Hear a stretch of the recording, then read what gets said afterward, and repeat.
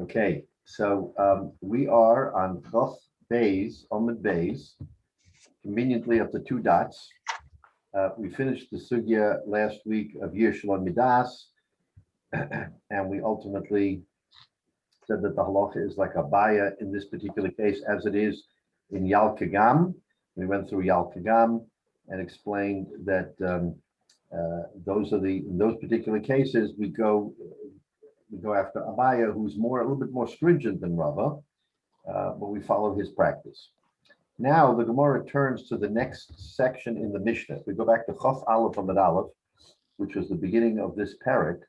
The Mishnah said and made a distinction between things you find which you can keep and those that you can't keep. So the subject here is krichos b'reshus harabim. In other words, if someone has little bundles of, let's say, wheat or some kind of a grain, small ones that he has put together, and they're found in the Reshus Harabim, there's a machlokes here between Rabbah and Rava, two Amoraim, as to what the halacha is with respect to returning that little bundle of grain. And now we're going to get into the machlokes, and this machlokes will lead us into a very interesting and further discussion. Says the Mishnah, okay, the words of the Mishnah are krichos b'reshus harabim hara'elu shelo, two dots, Omer Rabbah. So Rabbah comes and says, va'afilu b'davar sheyesh bo simmon. Even if there was a simmon on that little bundle, he put a simmon, he put something that was distinguishing to him. According to Rabbah, it doesn't matter. It's still, you can pick it up and keep it. Alma kasava Rabbah. So we see that Rabbah holds simmon or also lidros lo have a simmon. So this is an important statement that Rabbah is making.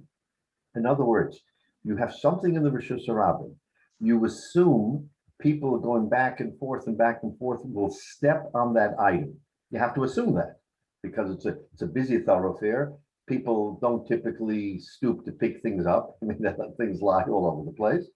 So according to Rabbah, simmon also lidros, even though there is a simmon on this little bundle, since it will be trampled, lo have a simmon, it's as if the simmon isn't there, and therefore you don't have to return it. And according to Rabbah, even if the simmon was not destroyed, the owner will consider it hefker because he says, oh my gosh, that little bundle, it's for sure destroyed. No one will ever know it's mine. No one will call me and no one will make an announcement. So in other words, he's miyayesh because of the fact that he assumes that it's going to be trampled on. Says Rabbah, that's correct. Therefore, even with the simmon, it's not, you don't return it. Rava, on the other hand, Omar, lo shani ela b'davar she'ein bo simmon. The only time Rava agrees on this krichos b'reshus harabim that you don't have to return it is only if it was without a simmon, in which case no one will ever return it because who knows who it belongs to. If there's no simmon there, no one's going to bother. But if a person lost it and there was a simmon on it, according to Rava, he does not give up hope. He says, oh, it may still be intact and someone will see my name, my insignia or something. So the machlokes here on whether or not a item that has a simmon that can be crushed is, Rabbah says for sure it will be crushed, therefore the owner gives up hope. And according to Rava, no, if it had a simmon, it's possible it won't be crushed and he won't give up hope. So Rava's view of the Mishnah is krichos b'reshus harabim is only without a simmon. With a simmon, you don't give up hope. That's the basic machlokes, which will carry forward here in different fashion between Rabbah and Rabbah. Question. Yeah. So just to clarify, so you're talking about it being crushed. Is it, do we know specifically? Well, first of all, on Rabbah with a hay, is he specifically that it's specifically with things like this, and I'll get to some of my correct questions, either they're crushed or that are very generic common item or whatever, however it is that we define this, or would he say that in general something small in a Reshus Harabim, even if it has a simmon, it doesn't matter? So is this his that the simmon doesn't matter only certain cases, or is it everywhere? No. He has a general rule that a simmon in the Rishus Harabim on an item that people will potentially trample on. So to take an extreme example, a diamond ring, it's worth thousands of dollars, and it's got engraved in the inside of it. It's got engraved person's name, but because that's something that once it's fallen, it gets tossed around, it gets ground into the dirt, and etc. He would say you're miyayish. No, because you're posing an example where, and let's take a look at Rashi, because it's a very good point that you make. Look at what Rashi says, how he defines it. Also lidros shahamokim shehu sham rogel bedrisas b'nei adam v'hachefetz nomuch v'noach lidros. It is soft and it will be crushed. Your point is exactly what Rashi is saying. That ring isn't going to be destroyed if it has an initial. Then clearly that initial will survive anybody's trampling. It's when it's namuach, when it's soft. And so to take an example, somebody drops a birthday cake on the way to a party, and it's got "Happy Birthday," Ploni Almoni. So it's got quite a simmon, but by the time a few people trampled over it, forget it.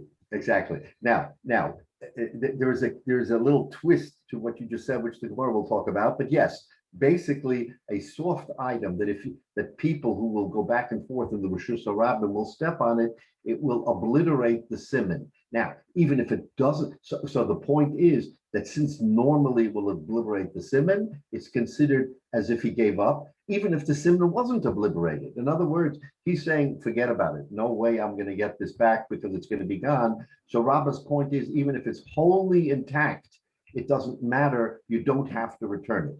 Rava, on the other hand, comes and says, no, only without a simmon will the Baal be miyayish. With the simmon, he's not going to be miyayish.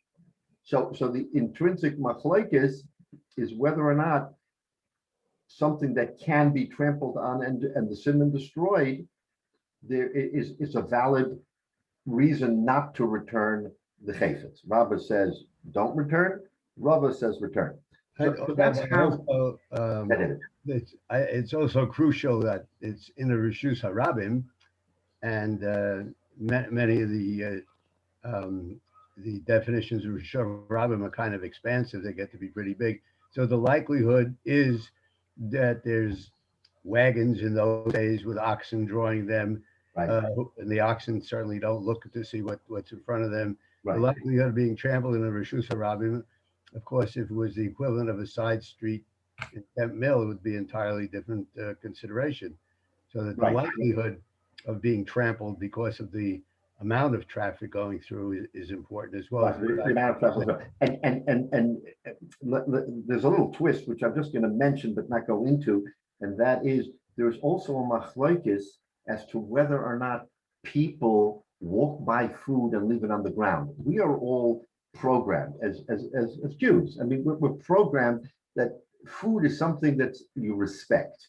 Therefore, if you find a piece of food, and Mamish, the halacha talks about it, that when you find a piece of food on the ground, it's a bizoyan to allow it to just lay there, even if it's not edible anymore. And you sort of scoop it up or whatever, and remove it so that people, because it's a bizoyan for the food, and we're sensitive to that. There's actually a machlokes in the Gemara whether or not people aren't that way. In other words, even among the Amoraim, not everybody agrees that even if a Yid walks by and he sees some food, that he would pick it up. Now, for a non-Jew, we say, fine, okay, they don't have that sensitivity.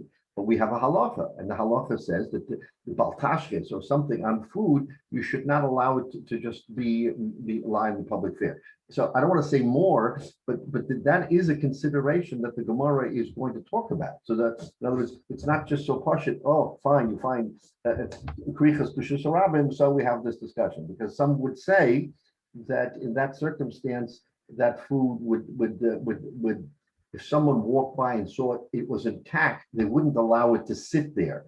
Therefore, the whole question of drisas regel of walking on it may be curtailed. So, okay, enough said on that for now, but that will be the subject of a further discussion. But in any event, for our purpose, we say here in the Mishnah that there's a machlokes between Rava, and Rava on whether or not the Mishnah is talking about a small sheaf or bundle of food item or grain that that has a simmon, whether or not that simmon would automatically be obliterated and therefore it's considered hefker right away or not. And that's the machlokes in other words, is our Mishnah talking about simmon or non-simmon? According to Rava, it has to be non-simmon because by simmon, he wouldn't give up. Okay, that's now. So the Ika de Masale Shemaita, just a little bit of a twist. There are those who learn our Mishnah ba'ampe nafshe. In other words, it's not this discussion didn't happen in the Mishnah. This discussion between Rabba and Rava happened separately. What does he mean? Simmon are also lidrois on the subject of a simmon that can be trampled. So machlokes between Rabba and Rava. Rabba Oma lo have a simmon. It's not a simmon, therefore you can keep it. Rava Oma have a simmon. Who do we hold like? Tanan. In other words, we're backing into it differently.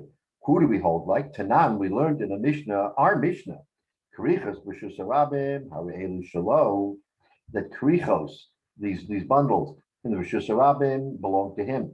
Rishus Hayachid, notelu machris.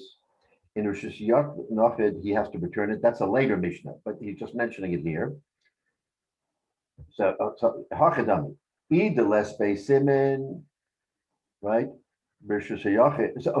So in other words, what he's saying is that the machlokes between Rabba and Rava is a stama machlokes, and our Mishnah is proof to we think Rabba, because we say simmon, we say krichas b'shus Rabba me'erul shalo. So in other words, if it's shalo, then it has to be according to Rabba. Okay, that's a different way of learning it. But so let's follow now the fact pattern. B'shus hayachid notel machris. If it's b'shus hayachid, you can't keep it. So he says, hey chadam. So what are we talking about here? In other words, what is this machlokes? Either less by simmon, if there's no simmon, b'shus hayachid my machris. In other words, it's one fact pattern. So either there is or isn't a simmon. Since the second half of that Mishnah, the later Mishnah, which we're going to learn, says b'shus hayachid, he has to return it. So what's pshat? Either less by simmon my machris. Why does he have to return it b'shus hayachid? There is no simmon for him to announce. Elalav the ispe simmon, and so you have to say there is a simmon. Ukatani b'shus harabim ha're'elu shalo. And you say that in the Rishus Harabim, even with the simmon, it belongs to him. Alman simmon also lidvas lo have a simmon. It's a proof positive to Rabbah that a simmon that is going to be trampled is not a simmon. Zok the Gemara tiyufta de Rava. So our Mishnah is a tiyufta to the Rava. In other words, rather than learning in the Mishnah, it's a separate machlokes, and our Mishnah comes to prove Rabbah's point. That since we're talking about where it has a simmon, and yet we say that it belongs to him, it must be that simmon also ligros lo have a simmon, and that's what Rabbah says. So tiyufta to Rabbah. All right, so that's how the Gemara wants to learn pshat the second way. That right now we're saying that how our Mishnah is proof positive to Rabbah, because Rabbah says that if it's malleable and soft and you step on it, even with the simmon, you can keep it. And that's what our Mishnah is telling us. So l'chayr it's a raya. Take a look at question. Oh, question. It's a sort of a general issue where I'm a little confused, and maybe everybody else isn't, but I am. Which is Rishus Harabim. I understand it could be anybody's, and it's a question of when does a simmon count, when do we have to denounce it, etc. Rishus Hayachid, the classic example, I think of Rishus Hayachid. I go into your house, I visit you. And I see something fell on the floor. I wouldn't think whether is there a simmon, isn't there a simmon? Should I announce? It's your house, of course it's yours. So I'm wondering, I would think Rishus Hayachid wouldn't apply to a case like that. And I'm wondering, does this then mean something like, say, you find something at shul which is it's within a building. It's not a Reshus Yachid in that it's not Reshus Rabim in the more general sense, so you could carry there on Shabbos, everything else. But there's a lot of people. It's not really one person's house. Or what do we mean here by Reshus Yachid, where you would even have a question of maybe announcing? Right. So your presumption of a Reshus, the classic case of coming into my house, is not what the Gemara is talking about. Clearly, you come into my house, you find something on the ground, you don't even have a havamina that it's not mine because it's my house. Reshus Yachid. Let's take a look at what Rashi defines a Reshus Yachid. Right. Reshus Yachid, gehum besodeh zerua. It's a planted field. She'ein rov b'nei adam dorchen bo. In other words, he's not saying that it's necessarily your property.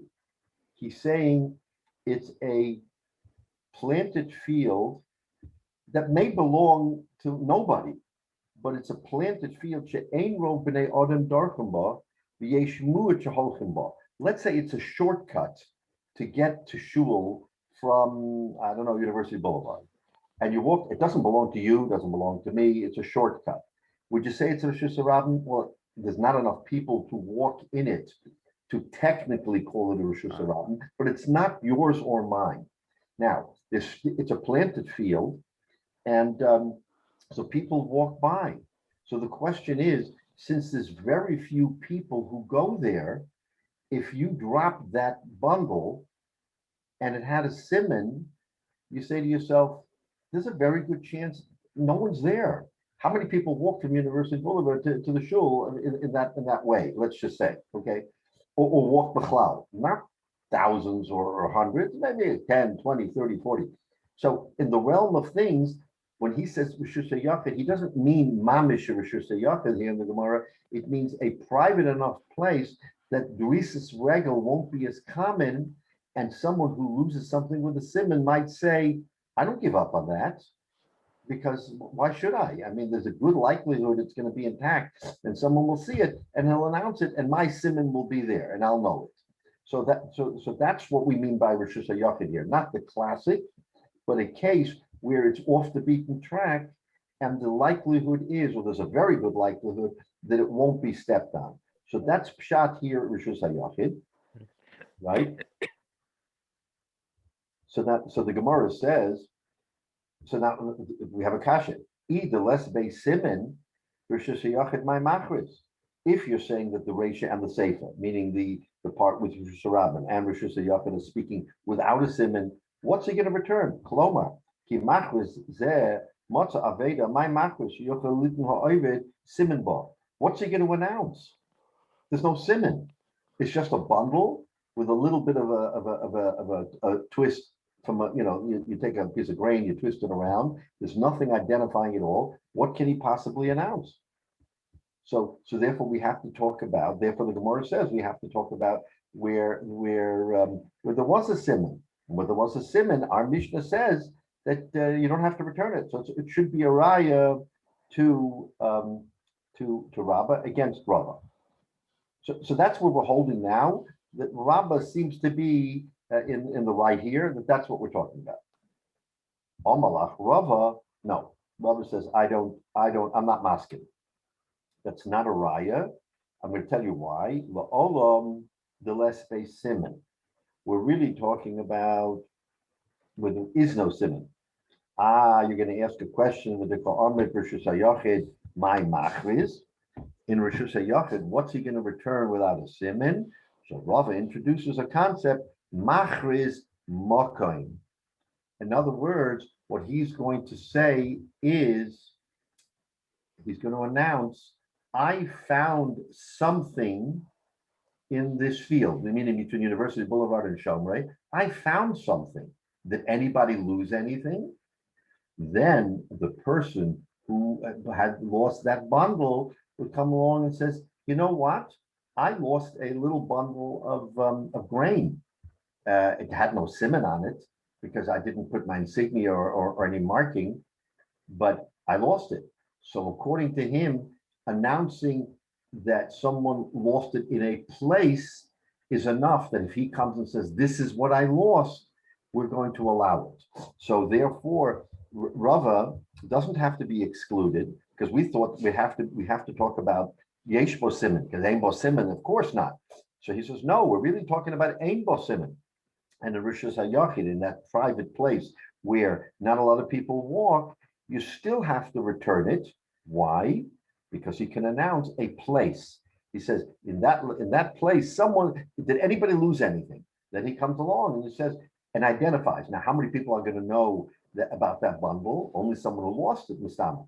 So according to Rava, you can back into that. Correct the Gemara, the Rabbah. What about Rabbah? Why doesn't Rabbah hold? Oma mokom lo have a simmon. So now we have a machlokes between Rabbah and Rava, whether announcing a place rather than an item is enough to give a simmon. And he makes the statement, Rabbah, that, and we'll see, he'll back it up in a minute. But mokom lo have a simmon, says Rashi. Machriz mokom ve'ena machriz shem ha'aveda. He doesn't say who lost a bundle of wheat, and therefore the person will come along and say, "Oh, it's mine. It had my initials or something." Elashem hamokem nisha avda mimenu aveda b'mokem ploni yavo. Whoever lost anything in that place should come. V'yomer ma ibid. What did you lose? And this person comes along and says, "Sure, I lost something there. I lost a little bundle of wheat, or I lost whatever it is that I lost." So according to Rava, that's sufficient, and therefore it's no kasha on Rava. And what about Rava? The Itmar, because we learned, in other words, it was established, Mokem Rabba Amalo have a simmon, Rava Amma have a simmon. So it was known in the base medrash that machlokes between Rava and Rava on Mokem was a machlokes that Rava said it's not, and Rava says it is. So how do we? So our Gemara at this point still does not have a clear-cut answer as to who our Mishnah is talking about, because we thought we're talking about a simmon, and it's a raya from the Mishnah that with a simmon you don't have to return it. Comes Rava and says we're talking really without a simmon, but I can live with it because I can announce mokum. Rava says no, you can't announce mokum. But still, at this point, we don't know who the Mishnah comes out like. And it's a machlokes between Rabba and Rava whether or not something that can be stepped on, the simmon still is intact or not. Yeah, go ahead. Rabbi Grauman? Yeah. I don't understand why mukum could be used like that, because most of us, when we lose something, don't know exactly where we've lost it, and we may be able to try to go back and retrace our route and things like that. But still, it's somewhere along a route. The exact mukum is relatively unusual that we will know. So to use that as to say that is sufficient, I find problematic, because more times than not, people aren't going to know. And that's exactly what Rabba is saying. Rabba is saying what you're saying is that I have a problem with Makam, because Makam is, now let me give you just a personal example. I was walking along and I came to my house and I put my hand in my pocket and I wanted to take my key out, where I always leave it in my pocket, and it wasn't there. I said, how is that possible? It's not there. And I do have a little simmon on my key. I said, how is it possible it's not there? Then I started thinking, you know what? I was walking from shul home, and at one point I put my hand in my pocket to take out a tissue, to use a tissue. And you know what? I think it's possible that when I took out the tissue, I accidentally, the key hooked onto it. So what did I do? I retraced my steps, and lo and behold, the key, I mean, it's kind of unusual because, you have grass and sidewalk, and I found my key. So I said, Baruch Hashem, I found my key, because I thought to myself, what did I do here? I know I had the key and now I don't have it. So that's exactly my point. You know the path, but you don't know the makom. Right. So therefore, that's very interesting. So according to Rava, if a person comes into the shul and says, did anybody lose anything between the University Boulevard and the shul? And everybody's quiet, and one says, you know what? I walked between University Boulevard and the shul, and I had this little bundle, and now I don't have it. So where could I have lost it? I didn't lose it. On Georgia Avenue. I lost it probably somewhere between University Boulevard walking to shul. So Now, if he's wrong, but he turns to the guy and says, I lost a little bundle. And the guy says, that's what I found. I found a bundle. So in other words, it's a backdoor way. You're right. It's not precise, but it's a backdoor way, which Rava says is legitimate enough to allow someone who doesn't have a simmon to say, I lost something. Now, when you open up the universe and make it larger and larger, it gets pretty dicey because, now you're saying, well, but we're talking about a specific area. He found it in a field. Okay, so he found it in a field. Okay, 99 times out of 100, no one is ever gonna say it's mine, and he's gonna keep it. But because Rabbi inherently feels that if someone answers the question, I did lose something, and this is what I lost. If he's going to identify what he lost and specifically say, I lost this bundle with a twist of this and this, even though there was no simmon, he's going to describe it. According to Rava, he's given enough identification to allow him to say it's his. Rava agrees with you. Makan, it's too heavy, it's too wide open. But again, so the machlokes here, how Rava answers his question is to say that Mokum has its place. It has its place by saying that, again, maybe 99 out of 100, you will never get a response, but that one person who will remember, oh, I dropped it. Yes, that was where I walked. I walked in that field. Now, to you and to me, that field has no relevance. Yeah, what does it have to do with me? But that one person who comes and says, I lost that bundle or that key or whatever it happens to be. And yes, I was walking in that path. Rava says that's sufficient. Again, it's a little bit, you got to think about it, but at least Rava makes the point that Mokim can be an identifier. And again, we're going to dissect it even more, but this is the question. Can Mokim play any role in a person's willingness to say, you know what? You can't just keep it. You got to announce it. Now, if you announce it, no one comes, of course, that's yours. But do you even have to announce it? Says Rabbi, you have to announce it because there is that one person who really did lose it in that field who may be able to come back and say, I lost that item in that field. For that alone, says Rabbi, you got to give him at least the opportunity. That's the machlokes basically between Rabba and Rava. Remember, Rava takes the more narrow position that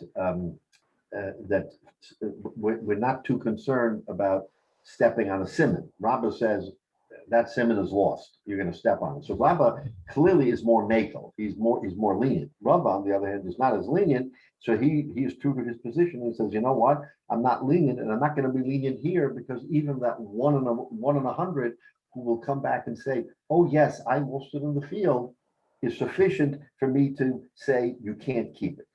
Okay. So that's the machlokes between Rava and Rava. Now, we're going to go further and we're going to find even more complications. So now we're talking about a small little bundle of something that can be stepped on. Come Toshma, here, come and listen. We're going to talk about something a little bit different. And we're going to understand what the machlokes is. Toshma, Krichas Bershus Rabim, Areelu Shalom. Okay, he's repeating. Why? Because says our Mishnah. Because we know because of the it'll be stepped on. Rishus Hayachid, no Kolamachris. If in the Rishus Hayachid, the Mishnah in a few blot will tell us you have to return. What about for Ha'alumos? Large bundles, not small little krachim, but larger bundles of grain that are tied together. So then there later we're going to learn Bein Bershus Rabin, Bein Bershus Yachid, Notel Umachriz. Doesn't matter if that bundle was found in the Rishus Rabin or the Rishus Yachid, you have to return it. So now we introduce a different concept, not small bundles, larger bundles. And what do? And you find that bundle in the Rishus Rabin or the Rishus Yachid, no choice, you have to return it. Frek the Gemara, Rabba Heicha Mitaritzlo, Verava Heicha Mitaritzlo. What does Rabba say about this? What does Rava say about this? What's the question? Take a look at Rashi. Alumos. these are omrim gedolim, big bundle. So the Gemara says, Rabba Hechem Metaretz law, Rabba the Ometama the Rishus Harabim Mishum the Nidras Maishno Alumos. Rabba says that the reason Rishus Harabim you don't have to return it is because you step on it. Then what about alumos? People will step on alumos and go back and forth and wipe out that simmon right away. So what's the issue? Of course, you shouldn't have to return it. The Rava, what does the Gemara want to understand? The Rava, who says the mukim lekrichos kishein bo simmon.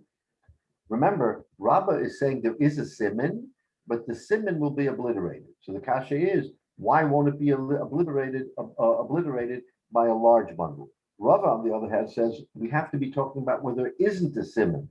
That's how his position is. The mukim lekrichos kishein bo simmon, ma'ishno krichos or ma'ishno lomos. If there's no simmon and you have a big bundle sitting in the Rishus Harabim, why should you return it? There's no simmon. There's nothing to announce. So the Gemara is questioning, how do you reconcile both Rabba and Rava in the case of large bundles? The Gemara will answer it, but conceptually going in, how do we understand it? Since the Mishnah says that you have to return it in the Rishus Harabim or in the Rishus Hayachid, and that doesn't square according to Rabba or Rava. So he answers, Rabba metaretz l'tamei b'simmon. Rabba answers the reason why you have to return it is because of simmon. We'll see what that means. Rabba metaretz l'tamei b'moked. So now we've identified Rabba and Rava as having different positions on what's important. Rabba says simmon, and Rava says moked, place. Okay, now we're going to get into it. Rabba mitaretz l'tamei. Rabba answers according to his position, the simmon. So krichos bershus harabim are elu shalom. So okay, so now let's recount. Small bundles of the rishus harabim hara elu shalom belong to him. Okay, top of chav gimel mishum de midrasa because they're stepped on, and they're stepped on. There's no simmon. Bershus hayochid in the private domain, no to lamachris. Why delo midrasa? Because remember, in a field where a lot of people don't go, the chances are it won't be stepped on. But the whole lamos bein bershus harabim, bein bershus hayachid, no to lamachris. Why, according to Rabbi, you have to return it? Given digaveyem lo midrasa, since they are large bundles, people won't step on them. Okay, so let's think about this a minute. You walk in the street all the time. You have a small little thing. Okay, here it's a little bundle. You have a small little thing. You don't pay attention. You walk. You step on it. Yes or no? It's more likely than not that because it won't catch your eye. He's talking about a bundle. He's talking about maybe a grain grows 5 feet tall, right? 4, 5, 6 feet tall. You take a bundle of grain, you wrap it together, and you leave it in the Rishus Harabim. Who's going to step on it? I mean, you'll walk around it. More likely you'll walk around it than step on it. So Rabba takes the position that a large bundle, regardless of whether it's in Rishus Harabim or Rishus Hayachid, people won't step on it. And therefore, the whole point that he makes is that a simmon will be obliterated because of being stepped on doesn't apply. That's why Rabba says, you know what, a big bundle, whether it's the Rishus Harabim or the Rishus Hayachid, you have to return it. No one's going to step on it. So now that makes sense. So take a look at the Rashi, the Midrasa, the simmon ha'osei lidrashu. In other words, because if people step on it, it'll wipe out the simmon. And a large bundle, no one steps. No one steps. You walk around it. You don't lift your legs to step on something that's 4 feet, 5 feet tall. Just walk around it. So that's Pshat and Rava. Rava mitaretz l'tamei. Rava gives a teretz, as we saw before, that we're talking about mokai, that he announces place. Therefore, krichos b'shus harabim harelu shelo diminshtafa. Now, so this is very interesting. Okay, when you says Rashi, nisgalgal b'raglei odom u'behema ve'ena nimtzis b'makom shenafla tchila. Rava is telling you, oh, you know what? I'm going to announce the place.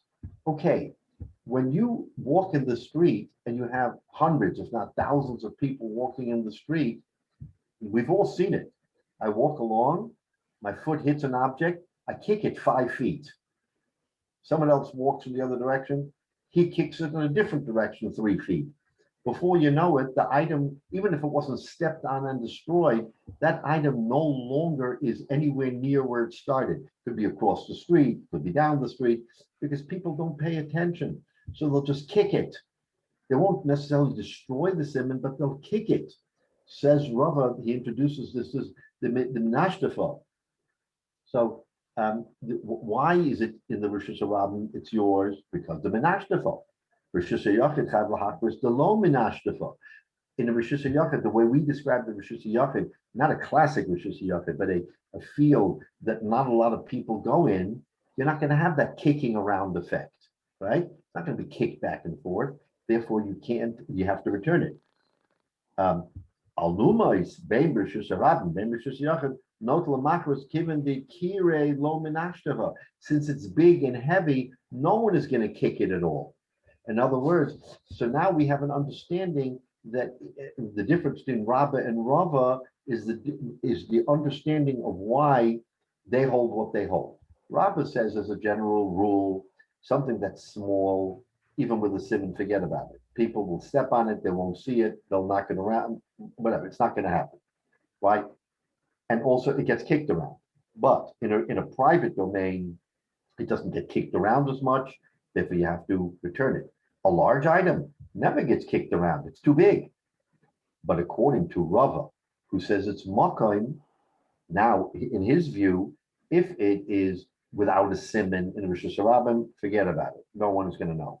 In a Rosh Hashanah or in this private area, you have to return it because it's not going to be stepped upon. Very few people walk. But large alumas, large bundles, doesn't matter where you find them. No one is stepping on them. They're too heavy. They're too big. So now that's the machlokes between Rabba and Rava in alumos, is whether you hold simmon or whether you hold makayim. Rabba holds simmon and Rava holds makayim. Okay. Rashi says, Nashtafo, misgalgal b'ragle odo v'behema, right? Ve'ena nimtzas b'makom shenafla tchila. It's nowhere near where you found it. Bikure kevedus. They're heavy. And if they're heavy, no one kicks them around. Okay? So that's now the machlokes. Okay, we understand between Rabba and Rava and Lishitaso. They hold according to their view, and therefore they're consistent in their view. Now, this is the Mishnah that we, let's go back to the Mishnah. So we finished discussing Krichas versus Rabin. The next item in the Mishnah was, well, there's a good, Kikro Shel Nechtom, right? So we have loaves of a baker. So we're talking about, so again, we're going to break it down into two different areas, but loaves of a baker who bakes uniform loaves by the dozens, by the hundreds, there's no simmon. So Toshma, says the Gemara, Kikra shel nechtam hare shalom. If it is a loaf of bread from a Sama baker, it belongs to him. Why? There's no simmon. Or Shabalabayis, but what happens if it's you make it, your wife makes it? So in other words, it's unique to your baking. You don't make it mass produced. Chayiv lahachos. You have to return it. That's what the Mishnah is telling us. That shel nechtam you don't return it, but shel balabayis chayiv lahachos. Says Rashi, shel balabayis chayiv lahachos. Va'afagav the beheaded tanilov misnisim. I did the knocket lo siva miresha krichas b'shusha rabim the osiv minei l'rava knocket nami lo siva l'raba meduke deresha. So he's saying that we're bringing this down here to make it, because we asked before a kasha on rava from krichos, so we're going to ask here the same kasha on rabba from nechtam. What will be the kasha? The kasha will be, in other words, if you're saying that it has to do with simmon, then why is one returned? Why is one not returned? Sagt the Gemara, my Tama. So Balabai's my Tama. Sagt the Gemara, Kivani is space simmon. The Meide Yada Rafsa the Inishu. Because there's a simmon, right? Because there's a simmon that on that piece of bread, because it's unique to your style, you bake it, your wife bakes it, it's something that you make. Therefore, it'll be identified as your bread. In other words, people will know, oh, that's David's bread, that's Menashe's bread, that's Scott's bread. Why? Because they know that that's the bread that you make. It may look like almost everybody else's, but there's a little nuance in the way you bake that it's not just going to be, a mass-produced bread. So that's the chilik that the Gemara wants to make between a nechtum, a baked bread, and a private bread. Okay, now, so, and the Gemara goes on weiter. Below shno rishus harabim, below shno rishus hayachid. Notel umachris. By private bread, in other words, that you baked, there's no chilik between the rishus harabim and the rishus hayachid. In every case, you have to return it. Why? Because it's unique. It's your bread. So we're not making a chilik between the two. Alma. So what do we see from this Gemara, from this Mishnah that we just learned? Simmon, also lidras, have a simmon. Tiyufta de Rabbah. If you're going to say that private bread that you make, there's no chilik between Rishus HaRabim and Rishus HaYachid because it's private and have a simmon. So according to this, the same bread that you had in the public domain that didn't have a simmon, in other words, the baker's bread, is the same bread that you have here. And still we say you have to return it. Almond simmon, also lidras, have a simmon. So it's not like Rabbah, Tiyufta de Rabbah. Rabbah is the one who says that in the public domain, that if you have a simmon, the simmon is obliterated. And that was the case of krichos or stam bread, because there's no way you can identify it. But wait a minute. Here the Gemara is telling us that private bread, your brand that you make, and it's in the Rishus HaRabim, even though it's going to be trampled on and it has a simmon, you have to return it. So it seems to be that simmon may be obliterated, but still, because it has a simmon, you have to return it. It's a kasha and Rabbah. Rabbah is the one who says that with a simmon in Rishus HaRabim, don't worry about it because that simmon will disappear. Here we see it may disappear, but yet you have to return it. So the Gemara turns tables, just like it answered before Akasha and Rava had to come and say, no, we're talking about Mokom. He's asking Akasha and Rava, what do you say? You just generally say that simmon also lidros, then there's no simmon. And here we're saying simmon also lidros have a simmon. So you have to do Rava. So that's the Gemara's kasha. So now with the shoe on the other foot, we're going to try to understand Rabbah. Omaloch Rabbah. Rabbah answers, Hasum Hanatama Rishum De'emevirin al ha'oichlin. Okay, now we introduce this topic that I touched on before, and that is, do we pass over food and don't pick it up?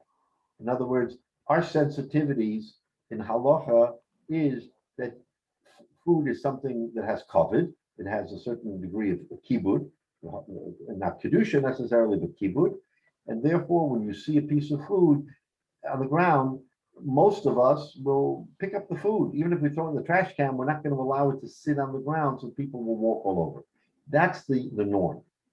So comes Rabbah and tells you, you know why?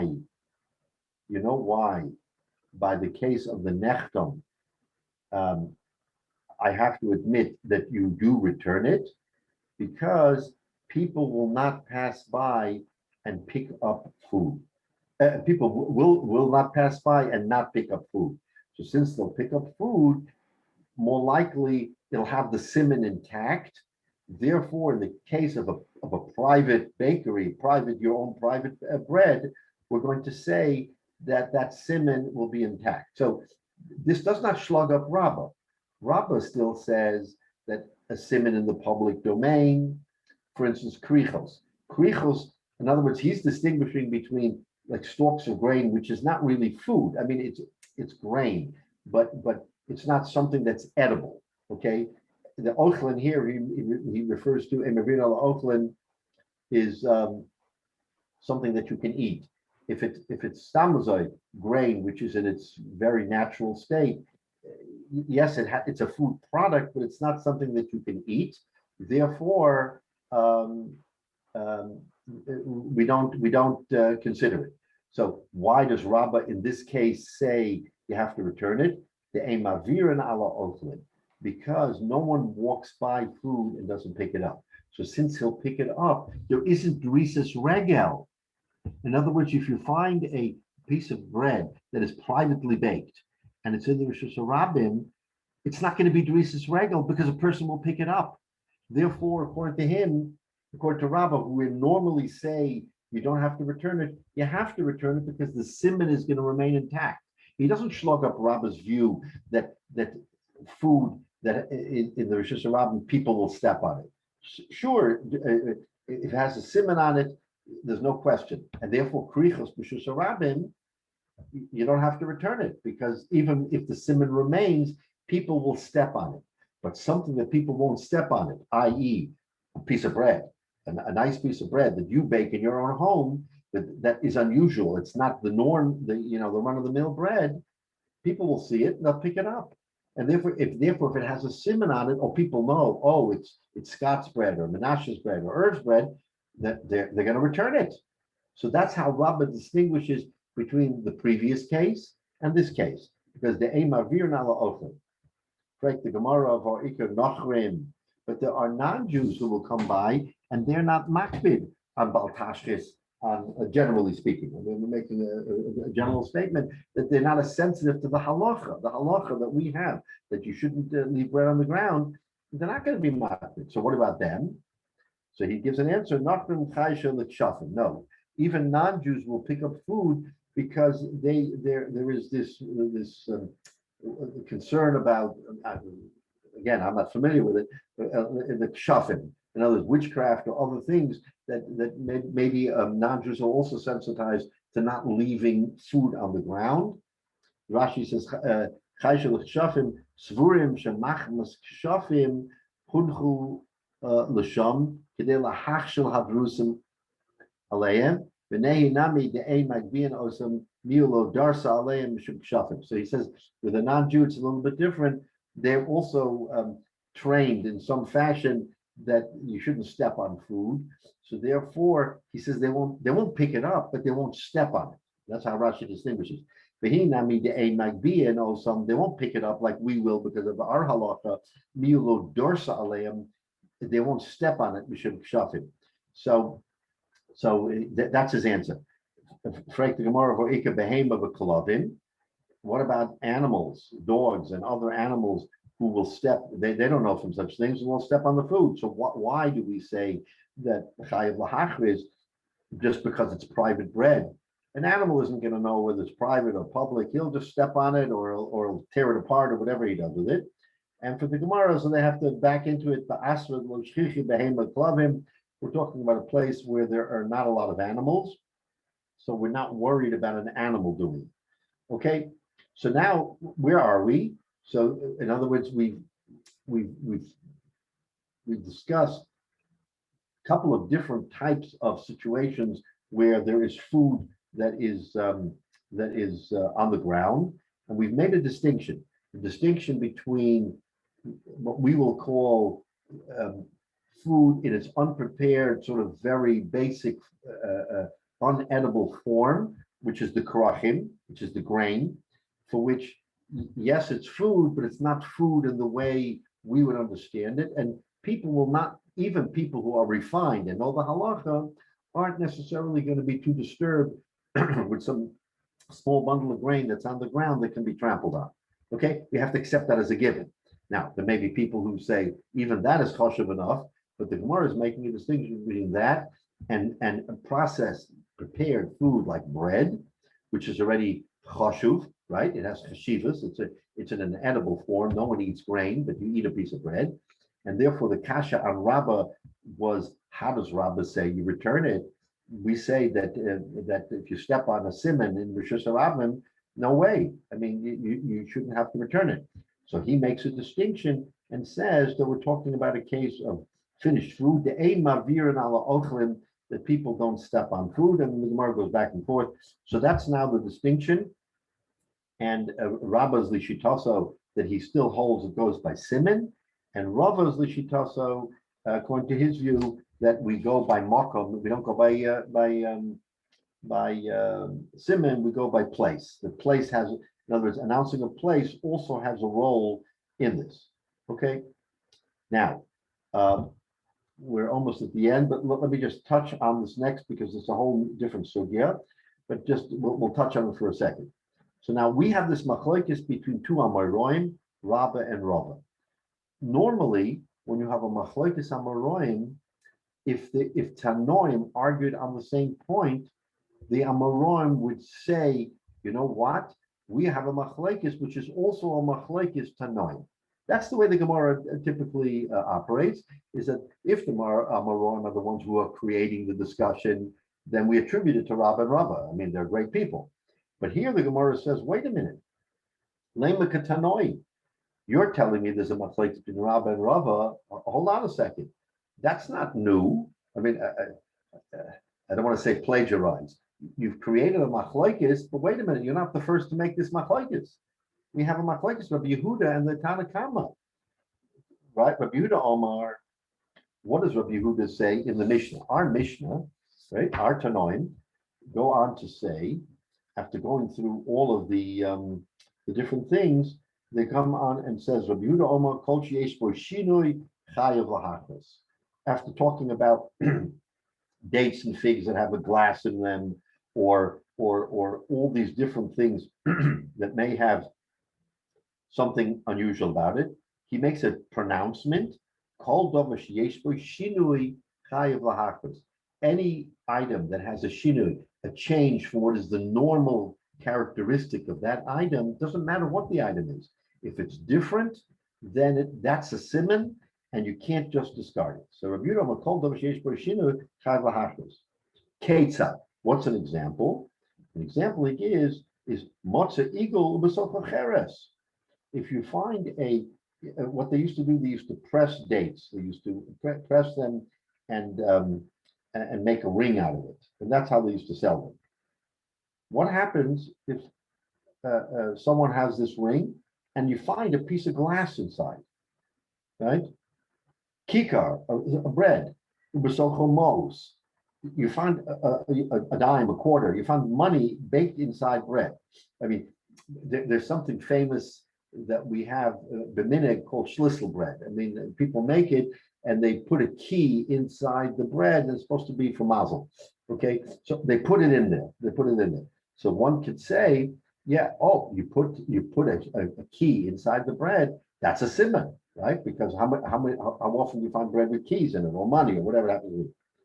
Now, since Rabbi Yehuda says it, Nichlal the Tanakama Savar Haraelu Shelo. Because the machlokes between Rabbi Meir and Rabbi Yehuda, the Tanakama's Rabbi Meir, usually is renowned. So if Rabbi Yehuda makes a statement and there's no response from Rabbi Meir, from the Tanakama, that usually means that he's taking the opposite position. It's the norm in the Mishnah that if the Mishnah is silent, there's a machlokes Rabbi Meir and Rabbi Yehuda. So Rabbi Yehuda makes his pronouncement, and he says that anything that has a shinu chayv lahafis. Michlal, again, Michlal, general rule, the Tanakama Sava Harelu Shalom. So if Rabbi Yehuda says this, Rabbi Meir has to be the opposite. Harelu Shalom. Shavru de Kula Alma, Simmon Habo Melav, have a Simmon. Marvin and Al So now the Gemara wants to go deeper into this discussion, and I think here we're going to have to hold off because now we're getting into the details of it.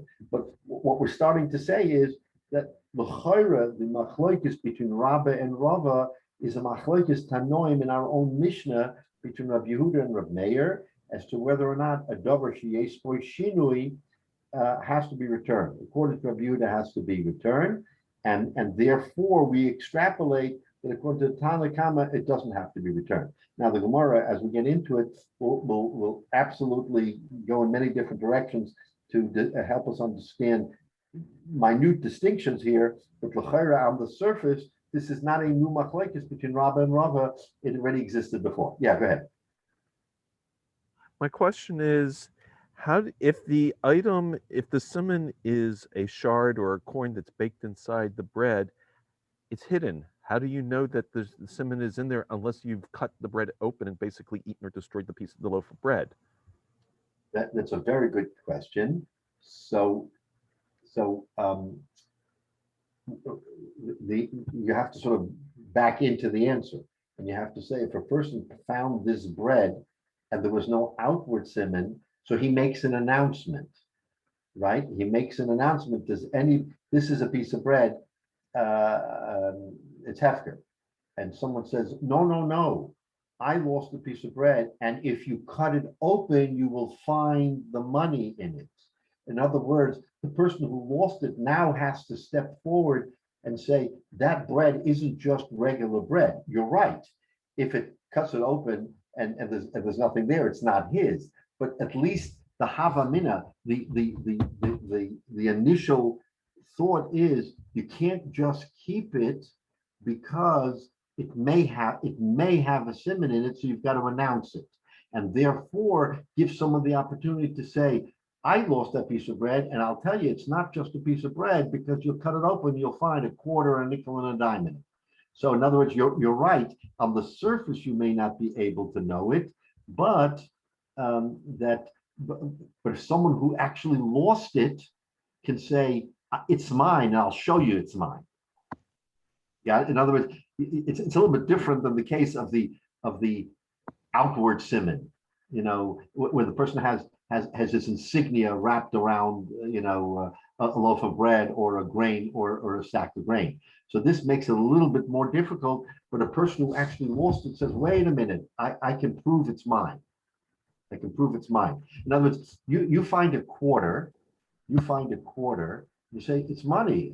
How can it be hefker? And someone comes along and says, you know what? Take a look at that quarter. That quarter has an X carved in it.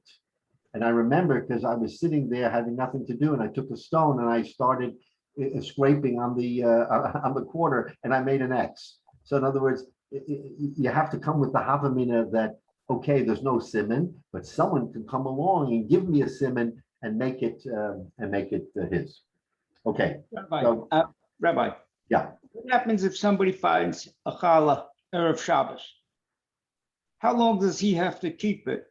Advertise, ask around to see if somebody's lost it before he can either consume it or it's going to stale and he's going to have to throw it out. No, he has to do it in the moment. In other words, you're right. If you're talking about a challah Erev Shabbos or something, so at least he has to try to make an announcement wherever on the listserv or wherever announcements are made, and see whether or not someone responds and says, "Oh, wait a minute, that's where my challah is. I lost my challah coming out of the bakery, and it was in the parking lot," or something along those lines. So in other words, if it's something that isn't perishable, okay, so you could say I can give it, I can give it a little bit more time. If it's something perishable, then clearly you don't have to let it spoil in order to determine who the owner is. So you do your best to try to announce it in real time. If it's a roll of dates won't dry out and become spoiled if you don't do it, within an hour of finding it. But we're talking about things that may have a short shelf life. Those you have to try to announce and do the best. Yeah. Right. Thank you. All right. Mishkayach, everyone. So Mitzvah Shem next week, Chaf Gimel and Aleph, we're in the middle here. We'll start getting into this whole machlokes of Rishonim between Rabbi Yehuda and Rabbi Meir and see whether or not it really is identical to the machlokes between Rava and Rava, because there's a lot of nuances to this, and whether or not Rob and Rava were right in not quoting their predecessors, because their machlokes was different than their machlokes. Next week we'll pick up. Shkoyach, Rabbi. Everyone Thank you, have a Rabbi wonderful Grauman. week. Thank Yeah. you. Shkoyach. Thank you, Rabbi Grauman.